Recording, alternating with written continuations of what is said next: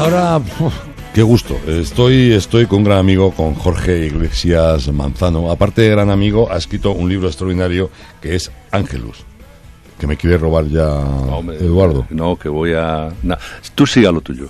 Yo sigo lo mío, No es la primera vez que hablamos, no, ni va a ser la última, por supuesto. Esperemos que no. Y quiero darte otra vez la enhorabuena por el libro, y por supuesto darte las gracias por el libro que hace tiempo me dedicaste y por haber leído tu libro. Es una auténtica maravilla. Pues a mí casi que me saca los colores que alguien con tu experiencia y con los libros que llevas a cuestas que... Sí, no, pero es cierto. Además es un tema que en ocasiones, y lo comentamos varias veces, en ocasiones lo sacamos también nosotros en otro programa, en El Objeto del Cielo, lo tocamos, pero es un tema que la gente no lo conoce suficientemente y es un tema muy interesante. Déjame que salude a nuestro colaborador, amigo, compañero, Carlos Rodríguez. Buenos días. Psicólogo, grafólogo, etcétera. Ya estuviste aquí el otro día, ya te conocen todos nuestros oyentes y habitualmente vas a estar por aquí, o sea que te conocerán. Si te apetece cualquier cosa de Jorge Iglesias, preguntarle cualquier cosa, pregúntaselo porque el tema es fascinante. Bueno, vamos a hablar del libro, es Ángelus. Nos vamos a la Guerra Civil Española. Arrancamos de la Guerra Civil Española, efectivamente. No sé, pero luego vamos a pasear por muchos países europeos, por Estados Unidos, incluso vamos a viajar en el tiempo. Vamos a viajar en el tiempo porque, bueno, no es un libro de guerra, no es una guerrita, ni mucho menos. Lo que pasa que, bueno, es verdad que el que ve la portada en la librería se queda pensando, bueno, otro librito de la guerra. Pues no. Pero no. Nada más lejos de la realidad. Vamos a empezar en el Museo del Prado. Venga, vamos allá. Empezamos en el Museo del Prado. Ahí con la Guerra Civil hay un problema tremendo, la gente está muy asustada, determinados personajes están muy asustados con las obras que encierra el Museo del Prado.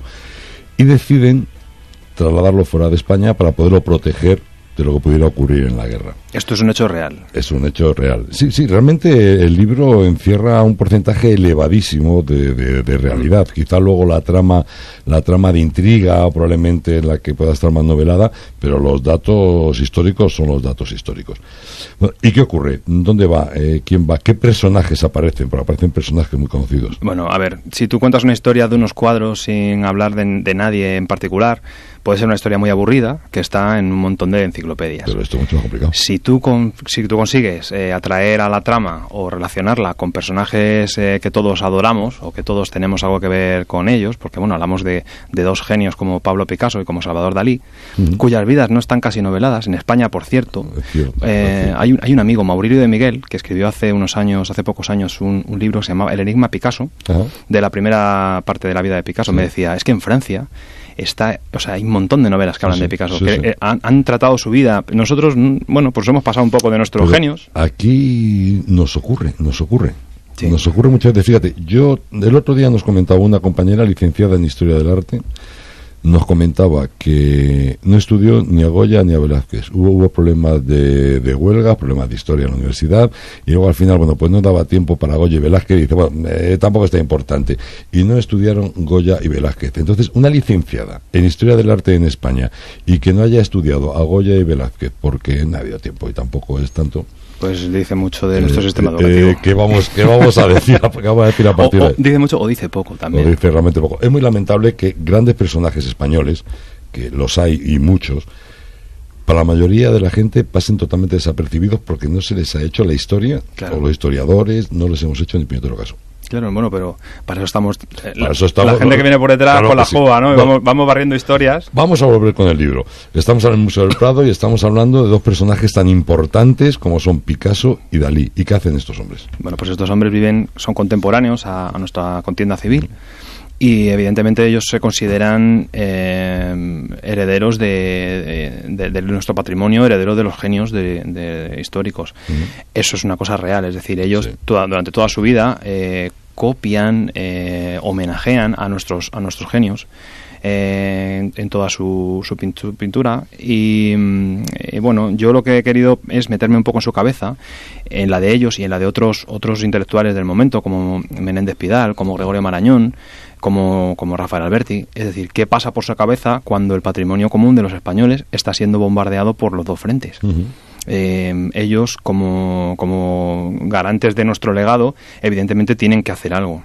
Además, curiosamente, cuando yo me encuentro con esta trama, yo necesito acercar a estos personajes a la trama de alguna manera, y cuando empiezo a estudiar, cuando empiezo a documentarme, me doy cuenta de que no hace falta llevarlos a la trama porque ya están en ella. Claro, porque de hecho Picasso estaba de director en el Museo del Prado. Efectivamente. Esa es la primera sorpresa que tiene Ángelus, la primera con la que te encuentras en la página 20, no estamos desgranando nada, es que Picasso es el director del Museo del Prado en el momento de la Guerra Civil. Entonces, él es el responsable, él es el que firma, él es el que sella, él es el que emite documentos oficiales. Nunca llegó a tomar posesión en España porque estaba la guerra, pero él es director, y de hecho hay una broma que él gastó hasta el final de sus días, que aparece reseñada en Ángelus, que nunca le acceso a nadie. Nunca nadie se molestó en desmentir que fuera el director. Entonces él se murió diciendo que era el director del Museo del Prado.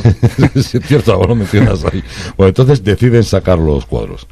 ¿Y cómo lo hacen? ¿Cómo lo sacan? Bueno, estos se utilizan camiones, se utilizan trenes de la época. Es una Europa, bueno, digamos arcaica, pero prácticamente medieval. Es decir, no hay aves, no hay aviones, no hay autopistas.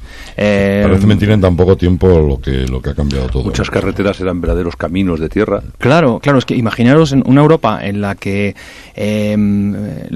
los cuadros del Prado son una leyenda, porque nadie ha podido venir a Madrid desde Alemania o desde Italia o desde Inglaterra, a no ser que corriera una aventura de 2 semanas. Imaginad lo que es llevar al corazón de Europa la mejor colección de pintura que hay en el mundo. Y no te olvides, Jorge, de una cosa muy importante.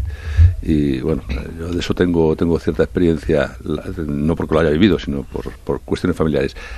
La carretera de Madrid a Valencia era un lugar de bombardeo permanente por las tropas por las tropas de Franco sobre las tropas que iban hacia Valencia huyendo o recomponiéndose y demás. Una zona muy dura que no ha sido un campo de batalla, pero sí que ha tenido muchos bombardeos y muchos actos bélicos. Es que el hecho de sacar el tesoro, no del Prado, sino de la Biblioteca Nacional, del Escorial, de un montón de sitios que sacamos, 15.000 obras de arte en total, todo nuestro patrimonio más importante, no solamente, o sea, no deja de tener peligro esa acción, porque efectivamente donde va el gobierno republicano va el tesoro, y los bombardeos se producen sobre el gobierno republicano, y entre los camiones que van en la comitiva van los camiones que van cargando con la colección del Prado. Entonces es un acto casi heroico, aparte de los otros, pero por fin se consiguen sacar, y eso va fuera. Ya está fuera. Y una vez que están allí, ¿qué ocurre? Bueno, lo que ocurre es que es una cosa interesantísima. El general Franco, dándose cuenta de que tiene la mejor colección de pintura que hay en el planeta, en el corazón de Europa, aprovecha para hacer un acto enorme de propaganda. Al régimen le interesa muchísima propaganda en ese momento para convertir España, pues otra vez, un poco lo que hoy llamamos marca España, ¿vale? Subir la marca España. Da un poco la envidia y decir, mira qué divinos son. Y entonces pretende recuperar esos cuadros. Bueno, él en realidad, como nuevo jefe de Estado, él reclama la Sociedad de Naciones, que es la que se hace cargo durante unos meses del patrimonio mientras acaba la guerra. Reclama la devolución de nuestro patrimonio. Vuelven todas las 15.000 obras de arte, excepto 174 cuadros, obras maestras de la pintura mundial. 152 de ellos del Museo del Prado. Se organiza una exposición en verano del 39 en Ginebra que concita 400.000 visitas. Es un éxito rotundo. Es decir, hablamos de una Europa, como decía, sin carreteras, sin aviones, sin trenes, en el que la gente era prácticamente analfabeta al 50%, y en el que el arte, pues bueno, la gente había visto los cuadros en copias en blanco y negro en libros. Y ya está. 400.000 visitas hoy en día es un éxito, pues con lo que ha tenido Dalí, por ejemplo, este año en la Reina Sofía. Pero es que en ese momento es como si fuera una exposición universal.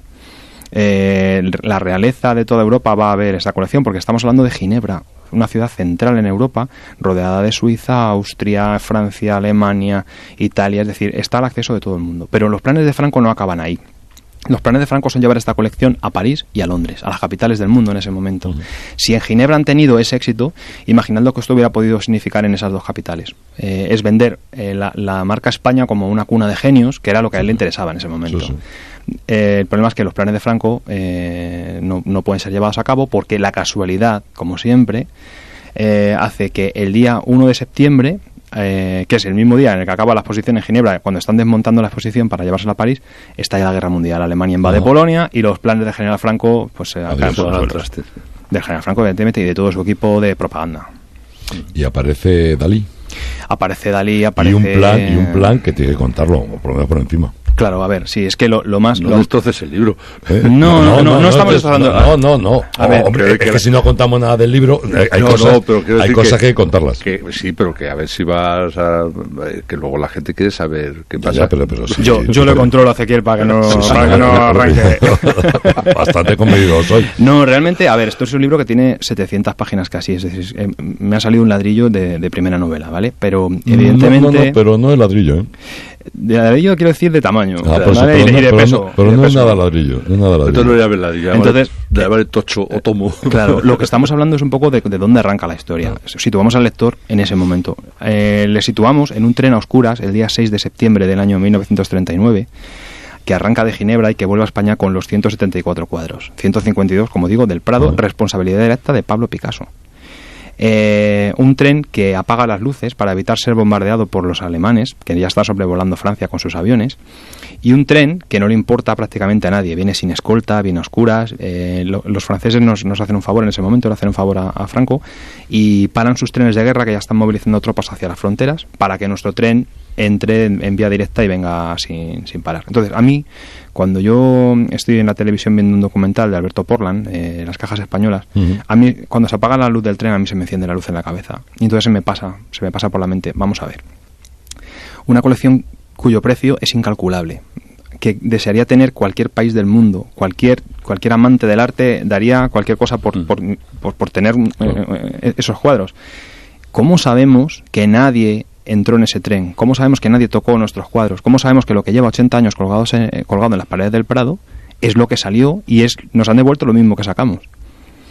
Porque eso nos lleva a la siguiente pregunta. Si durante 80 años hemos tenido unos cuadros colgados en el Prado que no son ciertos, que no son auténticos, estamos realizando el mayor fraude de la historia.